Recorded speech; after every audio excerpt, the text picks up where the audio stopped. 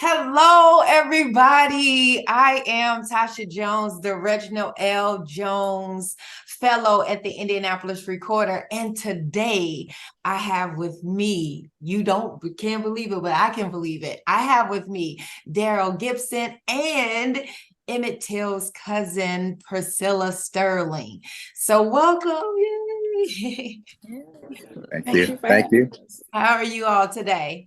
Doing We're great. doing great. Very We're good. doing great. Very good. Yesterday was the 82nd birthday of Emmett Till, and we have you as our guest, and we thank you for being on. Mr. Gibson, can you tell us a little bit about who you are, what you do, and what's going on? Hi, my name is Darryl Gibson, and I'm a member of the Emmett Till Justice for Family Foundation. I am a new member, and I've been knowing Priscilla Sterling Till for maybe 3 years now, and Yes. we were introduced by her cousin a couple years back on Facebook as I was doing my genealogy research of my family's roots, and just so happened it connected up with Priscilla Sterling's family roots, and we've been friends and we've been activists ever since, uncovering all manner of misdeeds that the state of Mississippi has to offer with the country, and so many bad deeds that your mind would blow from the stuff that we've uncovered. And we were able to bring, I do believe, the first suit against Carolyn Bryant earlier. Yeah, I think, go ahead. You paused there a little bit, but I know this year. Go ahead. After all of the talk and books, after all the talk, criminality, and the lynching of Emmett Till. And so we've been really, really active uncovering a lot of what ails Mississippi down through the years. And your audience will be surprised of some of the things that we've uncovered regarding the Emmett Till case and other cases. Yeah. So. Well, we thank you for being on today. For a minute there, you got cut out a little bit, so we're going to revisit how you guys formed and brought together the first. Did you say, what did you do with Carolyn Bryant? You brought the first lawsuit against Carolyn Bryant. Okay, lawsuit against Carolyn Bryant, of which we know she is the woman who accused Emmett Till of wrongdoing, right? And that's how it started. And so she passed away. Your lawsuit was brought when? February of this year. February of 2023. Okay. So yes, before we go any further, let me introduce my other guest. Priscilla Sterling, can you let us know who you are and go into some depth about what you're doing? Yes, I'm the relative of Mamie, Till-Mobley. I've been doing this since I founded the foundation, started the foundation in 2015, and it's the Emmett Till Justice for Families Foundation, which we pretty much want a committee that will oversee crimes of racial injustice. And doing this work, Darryl and I have done extensive research and found out a lot of interesting things about the state of Mississippi, including the people that were involved in Emmett's murder. And these people so happen to be government officials. So the Emmett Till's case is one definitely definitely history, because it was the starting point of the civil rights, really a pivotal point of the civil rights movement. So my work is definitely just starting. Yeah. Based on what is still happening today. You know, Mississippi led the nation in lynchings, and we still are lynching individuals today.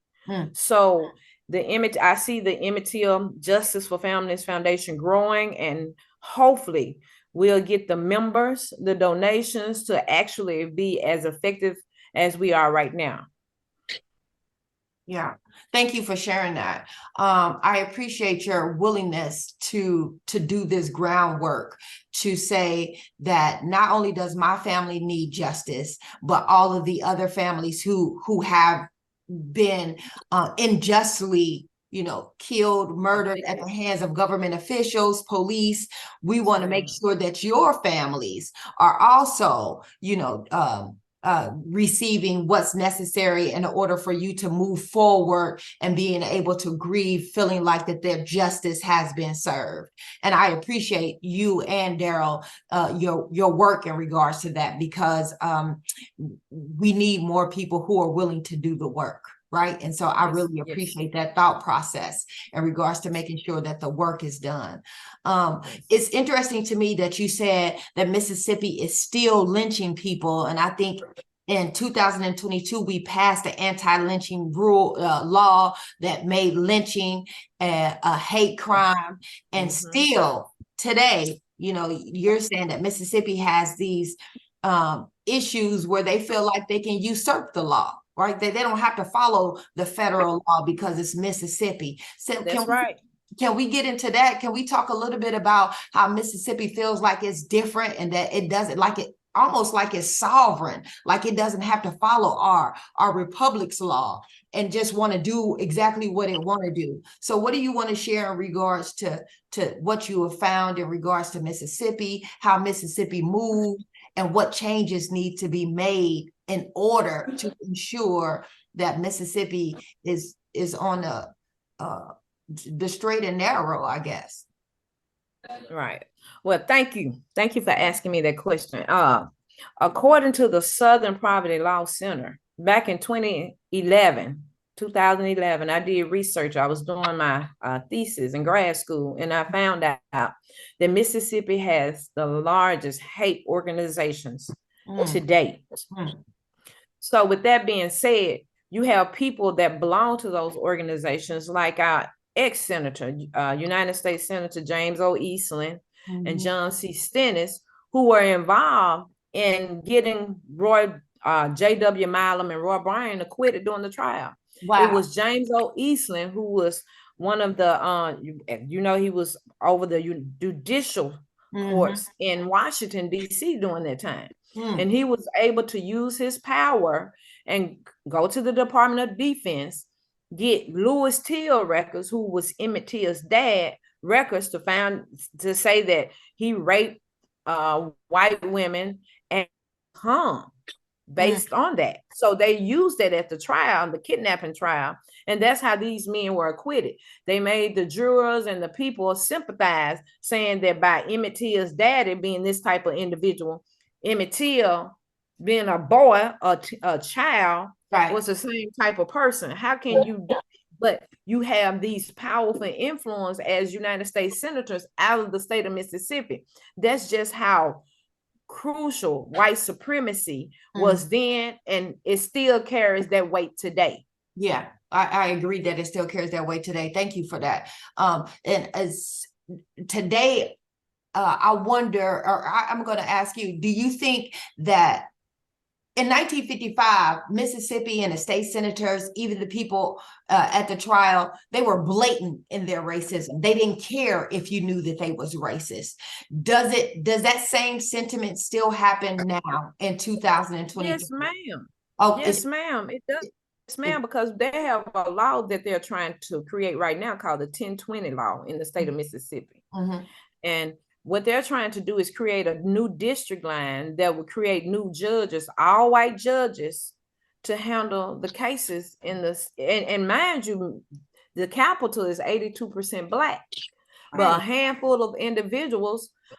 You have Lynn Fitch, you have the United States Supreme Court Justice and the Public Safety Commissioner trying to put lawyers, judges in places, all white judges right now, 2023, to overrule the state of Mississippi, the city of Jackson courts. So that's powerful within itself.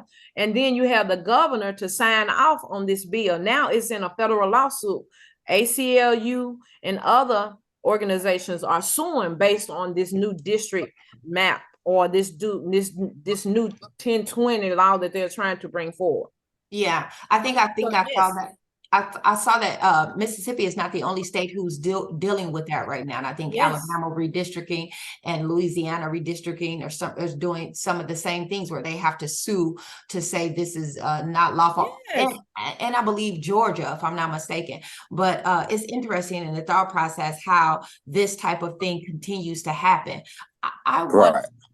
yeah. And can I just chime in on that? Yes, please. And of course, Priscilla mentioned the Senator Eastland.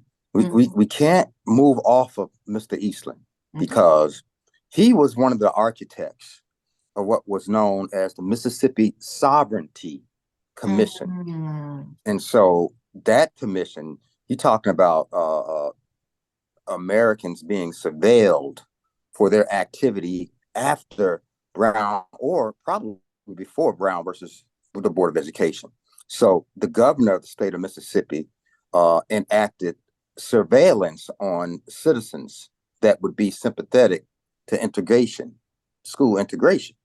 And so with that, they committed crimes also. They had hit squads, they had FBI personnel, retired FBI members, surveilling regular Black citizens to make sure they squash any type of movement surrounding race. And so that has a deep connection with the Till story, Priscilla, because a lot of the files were redacted or burned. But now online, they have an extensive library of bad actors, and James O. Eastland's name is all in those files as it relates to surveilling and quashing any kind of Black empowerment in the state of Mississippi. And so, and that included Mamie Till. That included, you have to, when you talk about a monument, and most people know Mamie Till as opening up the casket of Emmett Till so that the world can see what hate looks, the ugliness of hate. But she faced, just think about it, 1955, 54, this woman faced extremely tough odds to try to bring justice back then to her son. That was one of the things. I'm sorry, go ahead. Go ahead. No, go ahead. That was one of the things that I wrote about in the story, and continue to write, and want to make sure that people understand that thought process. In the time, 1955, and especially in the movie, I think that's what the movie did a great job of showing, is that we got a chance to see a Black woman's decision making at the time where she should have been grieving. We had an opportunity to see her carry a movement on her back for the sake of her child. Right. And in the movie, it showed that. Okay, I hear you, NAACP wanted me to do this. Okay, I hear you, Mississippi wanted me to do this. But this is what I'm going to do. And I want to make sure that you understand it clearly. Right. You're going to bring my son back to Chicago. I'm going to show the world exactly what he did. And I don't care about your threats. I'm going to ensure that these laws come into play because you have got to see exactly what's happening down here. And I'm not going to shut up about it until you guys get it done. And that was amazing to me, right? So many times, even now, when our children are being wrongfully killed by the police, immediately they want you to make these statements and say something and don't give you an opportunity to grieve. And Mamie Till was just like, even in front of the media, hold up a minute, let me tell you about who we are. Let me tell you about who my son was. Let me tell you about what it is that I want you to see that they did to my 14-year-old child. And it's something to be said about that. I don't know. I really felt impassioned about the way the movie depicted that decision-making process and how we were able to see her carry what we needed as a culture and a community on the back. The strength as a mother. We can't hear you. was, who J.W. I can't hear. was, Mr. Gibson. who Carolyn Bryant was. She did not. Can you hear me now? We can hear you now. Can you hear me? Yeah. Can you start over? Can you hear me now? Yes, we can. Can you start over with what you were saying? Right. The movie did a great job showing the anguish and the anguish of Mamie Till. But the things that she did not know what she was stepping into was, who was Roy Bryant? Who was J.W. Milam? Who was Carolyn Bryant? Who were their mothers, their fathers? What stock did they come from? And that's what I'm here to do, to tell you about that. These people came from Helena, Arkansas.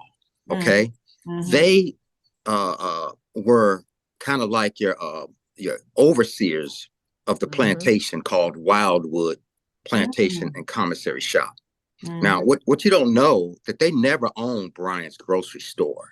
They were put in as an operator or a leasee of the store. Okay. So the store was owned by very powerful people. Okay. And Mamie Till did not know that. Your audience doesn't know that. Right. Who owned the store?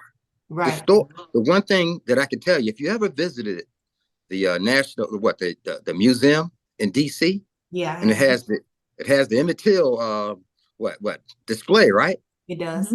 It has the train and all that stuff, you know, a big train, but it will not have the Bryant's grocery store. Why? Because there's not a clean title on that building. Okay. Because the Bryants showed up. Everybody wants to think that they were poor white trash. They were from Arkansas, but their family members had wealth. At the time of Emmett's death, Charles Merrill, the founder of Merrill Lynch, owned Bryant's grocery store. Okay. He owned the property that Emmett was lynched on. There are some people that say that he was found somewhere else, but the old stories are that he was thrown off the Tallahatchie Bridge. So Tallahatchie Bridge wouldn't mean a lot to people, except for if you knew who the owner was of the bridge at the time, and that was Charles Merrill. Oh, okay. Make it make sense. Merrill I see you, Mr. Gibson. There's some dots there. And you know something? I said earlier that we were the only ones to ever bring a suit against Carolyn Bryant, but that's not true. Mamie brought a suit. She brought a civil suit. She brought the civil suit, and it was a lawyer out of Chicago. Because guess what? The civil suit was ironclad. You know why? Because stupid Roy Bryant and J.W. Milam admitted on Look magazine that they murdered him. Magazine that they did it. They did.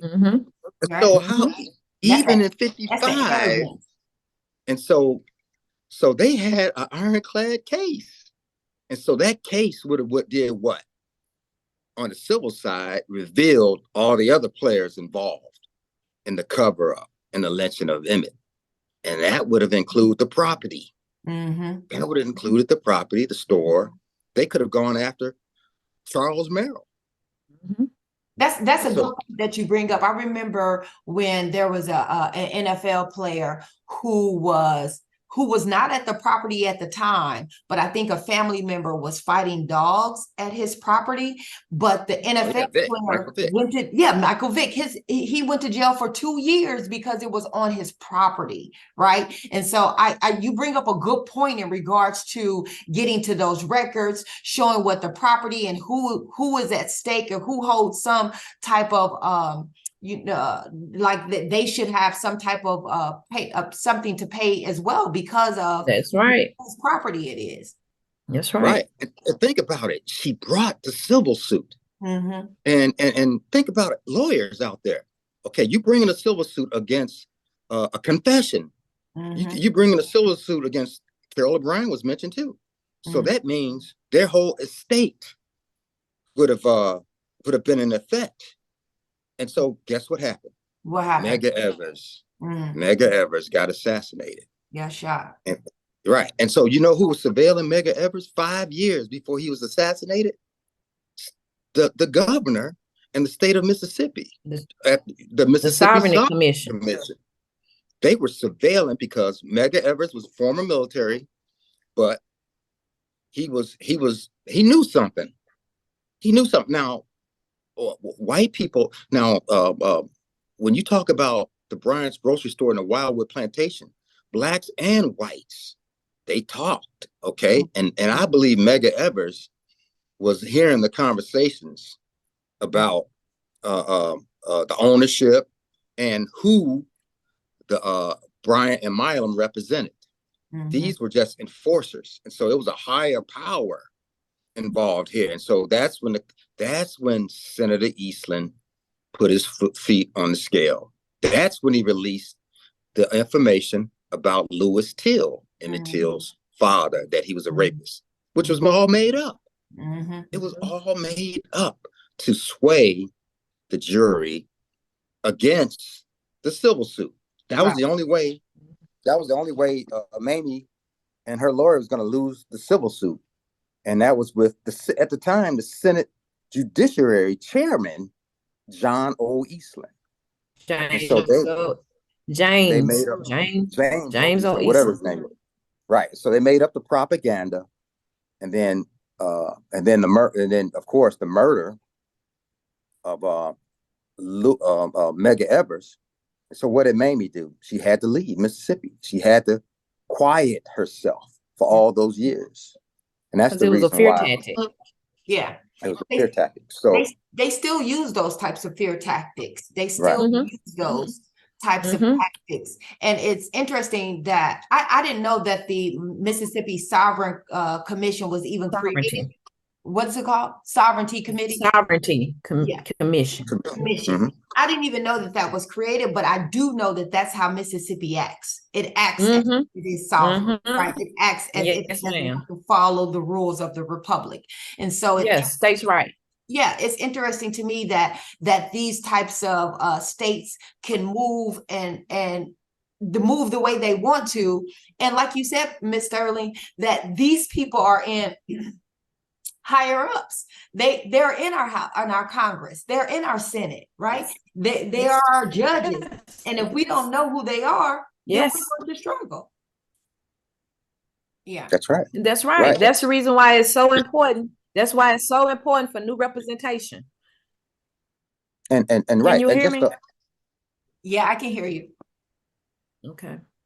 That's right. And these type of facts are known by the other side, but they're not widely known and on our side. And then to further, and see, they knew that they couldn't allow that civil suit to go forward because it would have uncovered layers upon layers upon layers of crimes that family of information. Right. And that family committed, and how liable they would have been.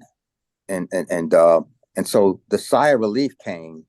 And so we still have a fight because who do you think is going to be in line to receive the inheritance from that 5,000 acres that was left, and that Carolyn Bryant and her family are due to inherit? She's due to inherit 5,000 acres, including the Bryant's grocery store.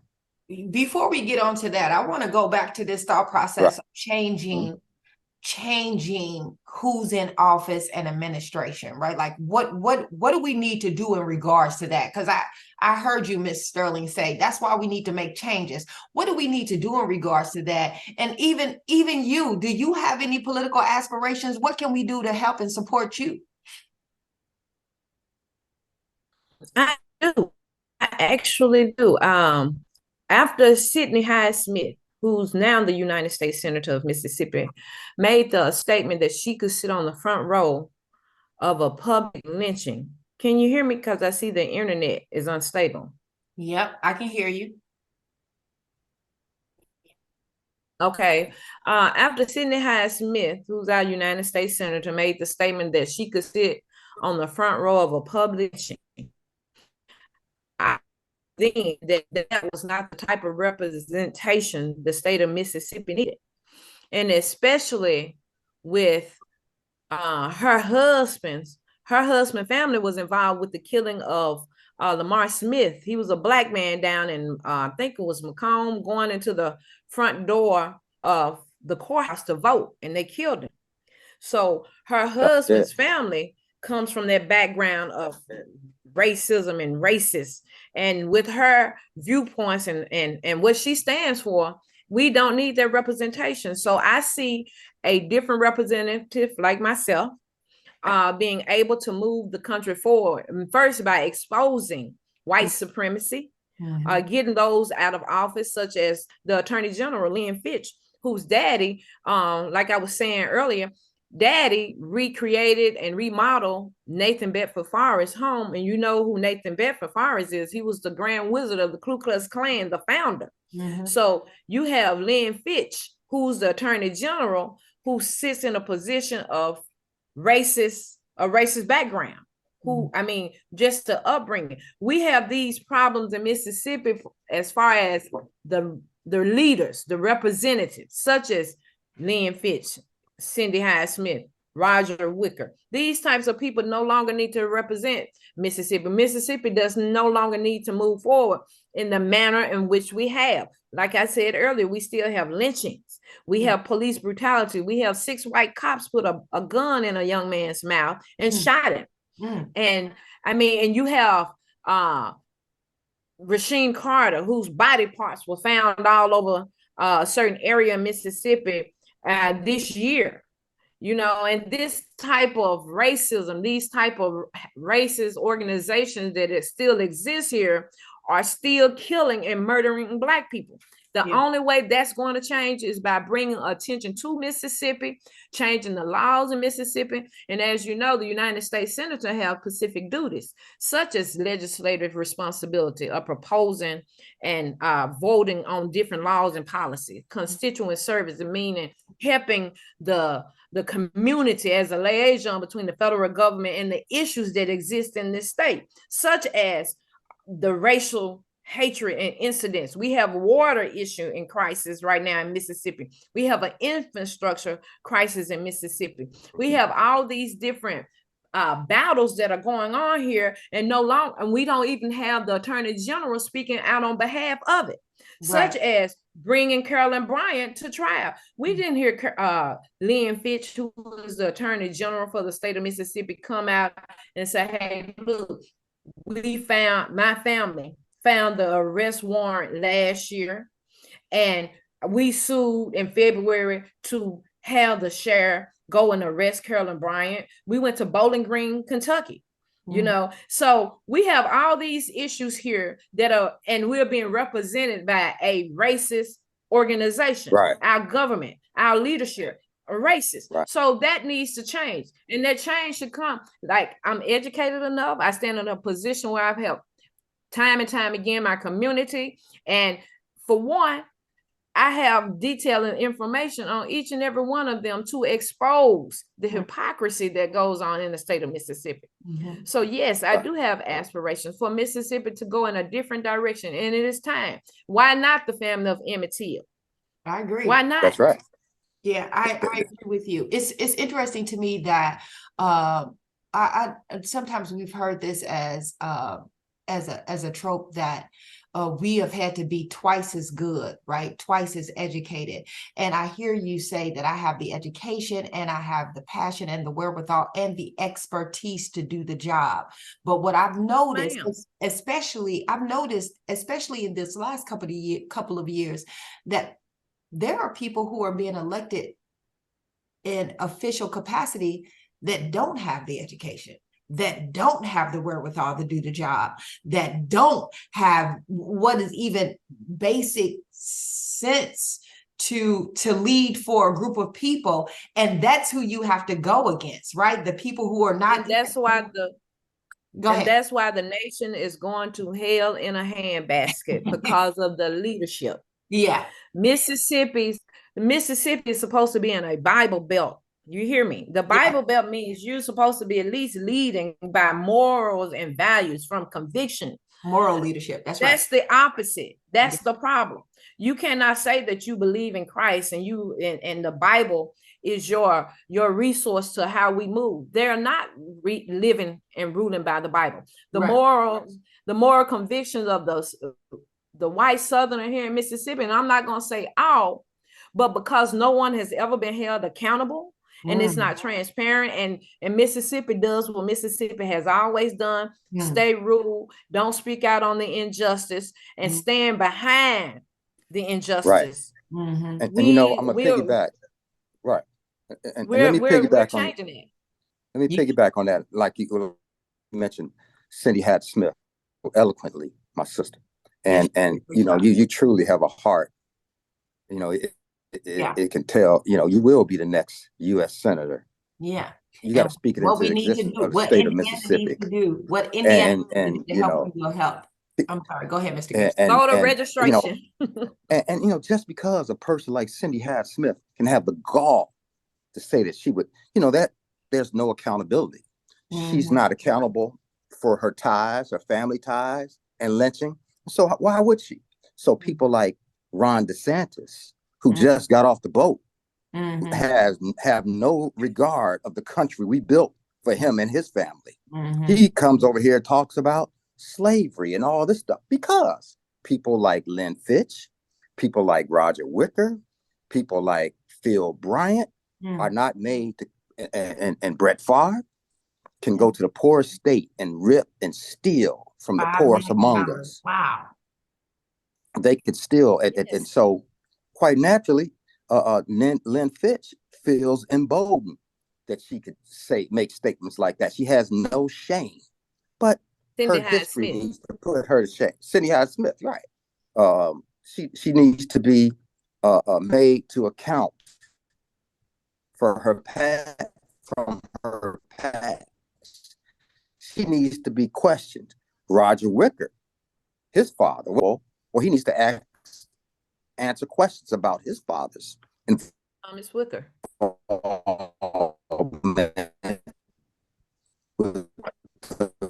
Mississippi Sovereignty Commission as the judge, you know? And so these people shoot up monuments. And if you give them an office like senator, you know, just like, you know, they walk into these seats just like James O. Eastland did, you know, and they continuing that legacy. So his monuments needs to be stripped and replaced with the monument of Mamie Till Mobley. That's right. Yeah, I agree with that. This is what I don't understand. They shouldn't stand together. Yeah. This is, and I want to make sure that I back Mr. Gibson's thought process in regards to how eloquently you speak and you having the educational intellect and the community behind you and the social representation to help push you forward. I brought up that point to say that there are people who are in office who are less educated and more criminal, even more criminal, you know, like this is one of the things that I didn't realize when I did my own research. It's harder to be a school teacher than it is to be the president of the United States. And it's something about that that's wrong to me, right? Like, I value both of the jobs, but I don't see why there is not more restrictions surrounding who can actually run for an office and how their background should be checked, right, in that thought process. So I only made that comparison in regards to that, but I definitely feel like you are eloquent and educated enough to do the job. One of the things that really kind of sits with me wrong is that 85% or maybe 82% of Jackson, Mississippi, if I'm not mistaken, is predominantly Black and only 15% white. Why haven't the community rose up to say, we're going to end this as a whole? It's more of us here than there are you. Because things are done behind your back. Oh. And if you're not paying attention, before you know it, the news will come on and it'll say the governor, the legislator proposed this without the constituents of the city knowing anything. Right. And then you have them to go back door, which they are the majority in the Senate, you know. Mm-hmm. So they go and they create these bills and they pass these bills without letting the community and the constituents know what's going on. Mm-hmm. So before you know it, they done pass laws and the community and the people are not even aware of what has happened or not paying attention like they should. Mm-hmm. And to me, that's I'm gonna say our Blacks in leadership positions for not letting the community or the constituents know what's going on. Right. Like we need somebody who's going to blow that whistle. An advocate, an advocate to let you know, hey, look, this is going on. They're getting ready to, they're bringing this on the floor. Right. You know, we should know those types of things, and we don't. We know it after the fact. Oh, okay, I got it. So it's a propaganda happening. It's bait and switch happening. Yeah, okay. Definitely. Yeah.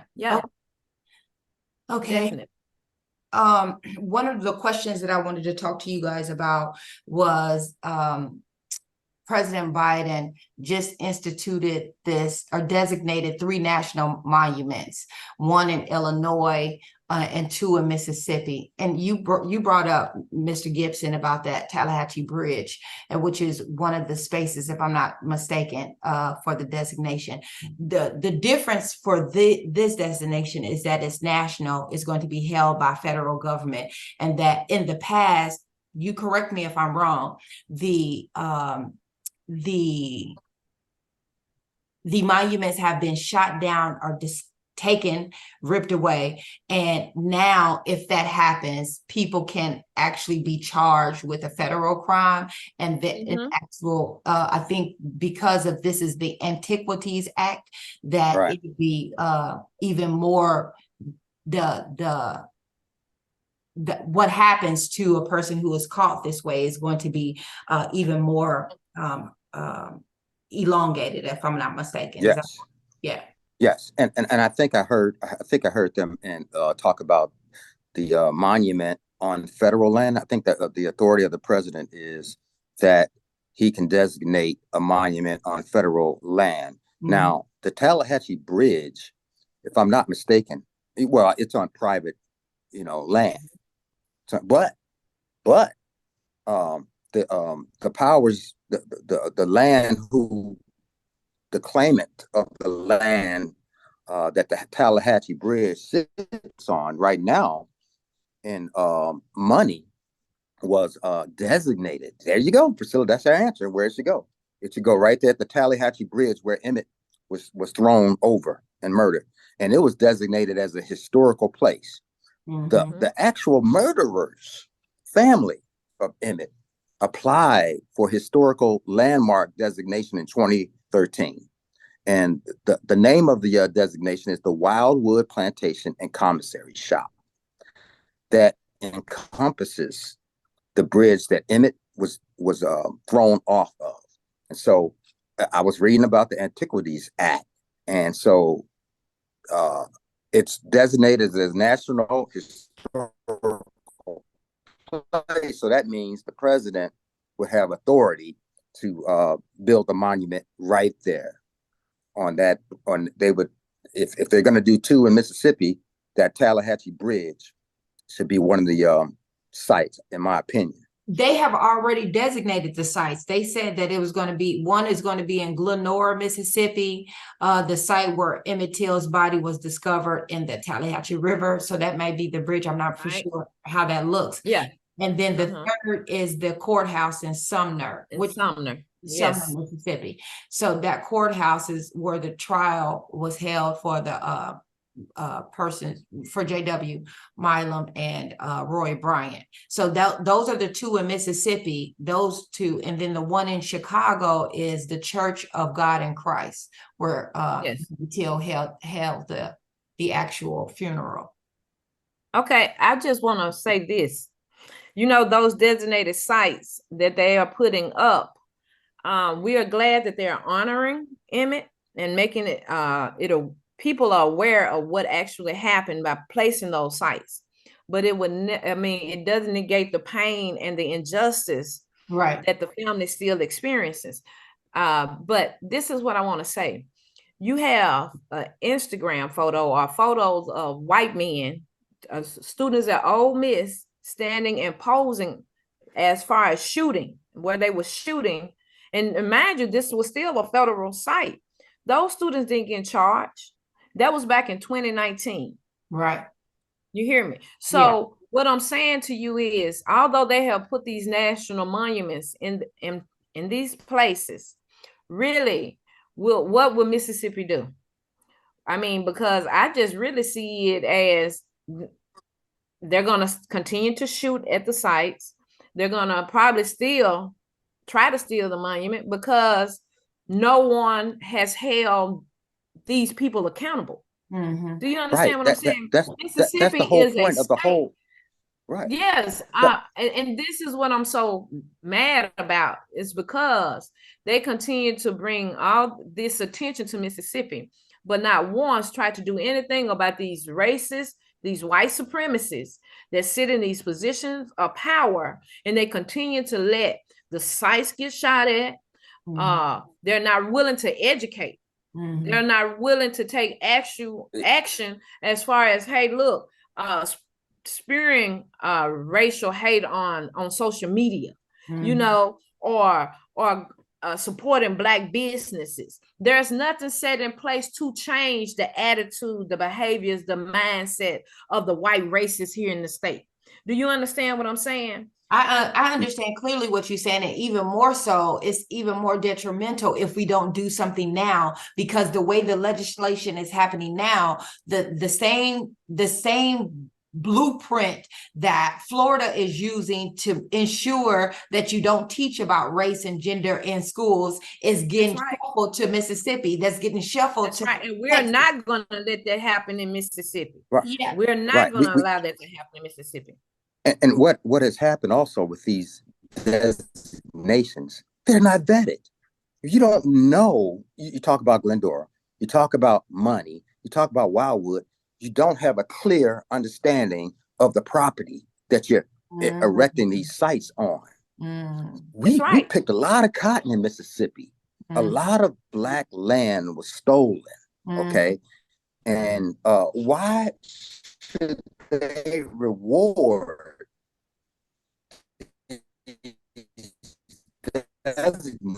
breaking up? Yeah, you breaking up. Stole, Mr. Gibson, lynched, and ran people off. There. Yes, Mr. Gibson. I want you to keep your hair right there too, because that light is glaring. So if you keep your hair right there, you'll cover that light. But I want you to start that over so we can go back over. I want you to start that over so we can hear that clearly, because I think our listeners need to hear that, right? That land and what you said. So can you start that?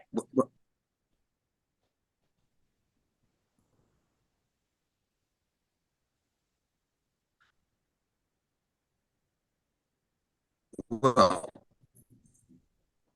the fact of the matter is, in Mississippi, we picked a lot of cotton in Mississippi, and a lot of Black vet these properties that they want to erect a monument. For instance, the Wildwood Plantation is really where Emmett was. You know, you have historians that wanted to redo or say where Emmett was murdered at.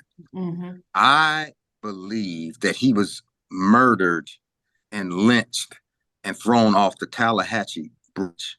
And that is a historical site now, but it mentions nothing about Emmett. It mentions nothing about the lynching. And it's I've done the history on the property.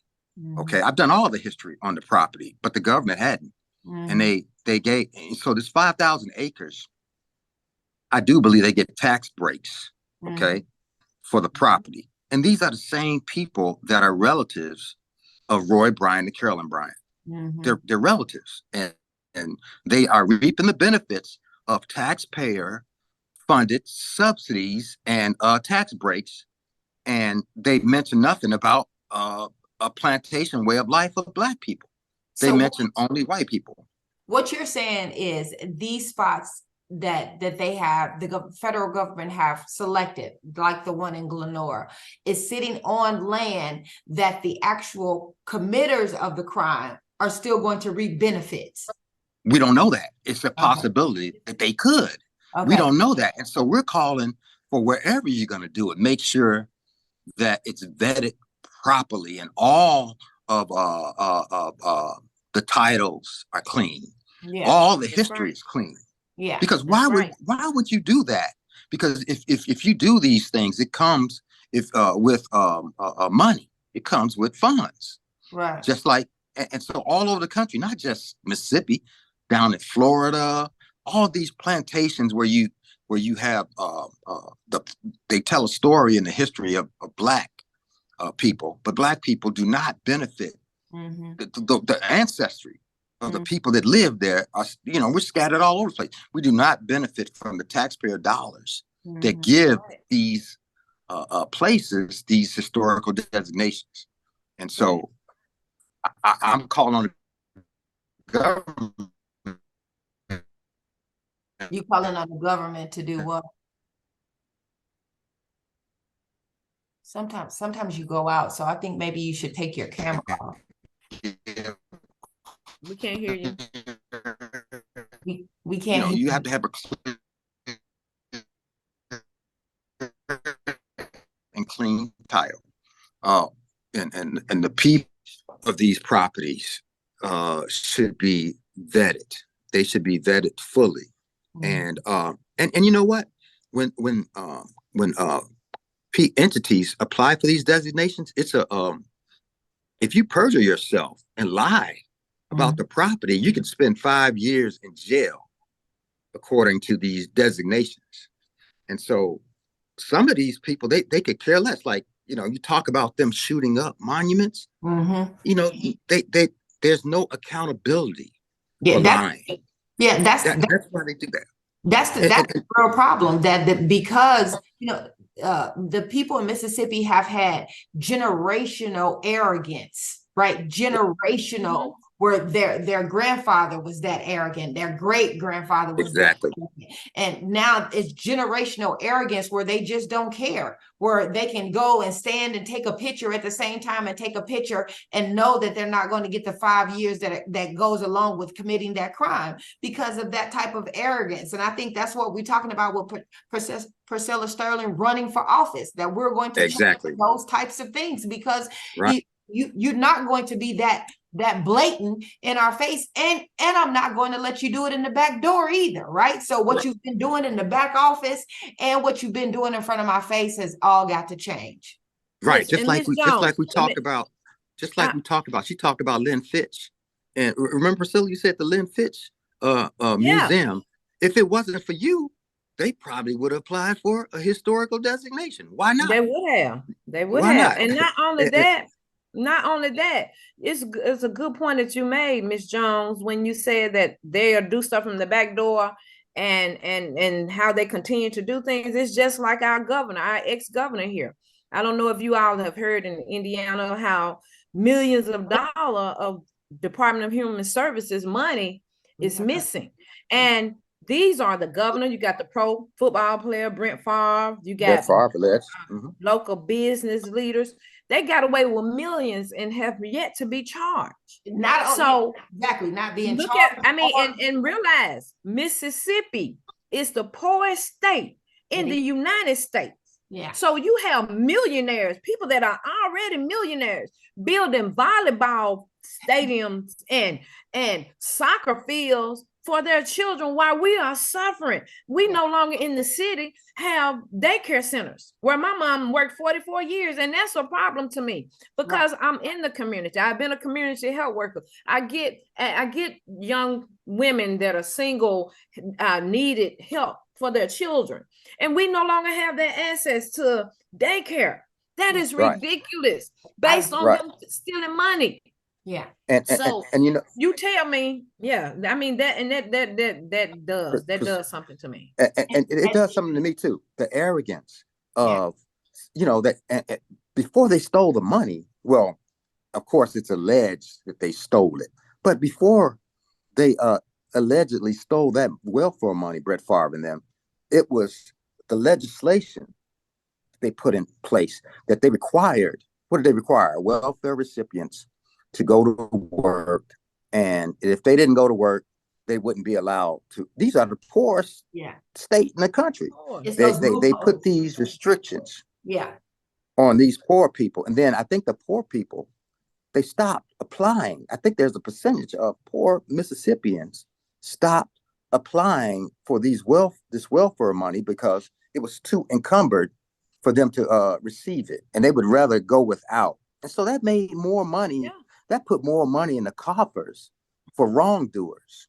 And so you wonder why they shoot up a monument. You wonder why they stick a gun in a citizen's mouth and dehumanize. And you wonder why. You wonder why Ron DeSantis. You know, he reminds me of that fly. Did you see the debate or with Mike Pence, and that big old fly was flying around and he landed on Mike Pence's head? Yeah. That's what Ron DeSantis reminds me of, a person who's searching for attention like that fly.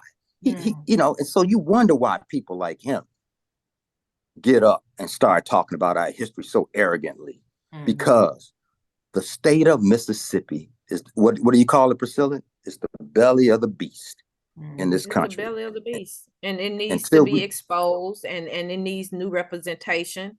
I mean, it needs a liaison between the federal government and the constituents. It needs people on committees that are going to serve for the nutrition benefit of the people. That's going to serve on the appropriations committee. That's going to serve in forestry, different divisions or departments in the government. We need to get out of this white supremacy way of life here in the state of Mississippi. It's over with for that.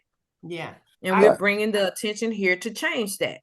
Well, I'm so grateful that you gave me the opportunity to talk to you about it. I am, like I said before, I am willing to come and knock on doors and get people registered to vote. So you let me know when, because I think that is important that we make sure that we are ready for what it is that we are about to embark upon.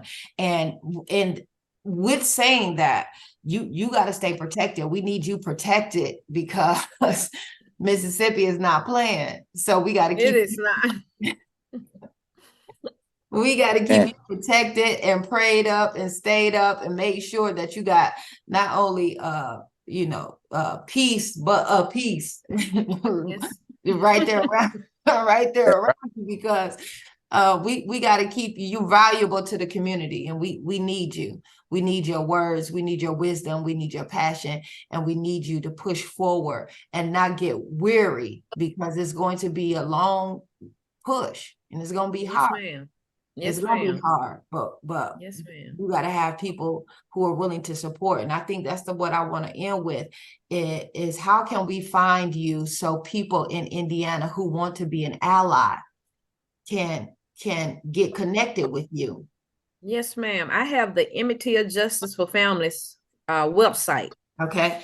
It's Emmett Till Justice for Families. And you spell it all the way out? Yes, ma'am. At .org. Okay. We got it. You know, it's hard to remember when you don't use it. We got it. I don't use it myself.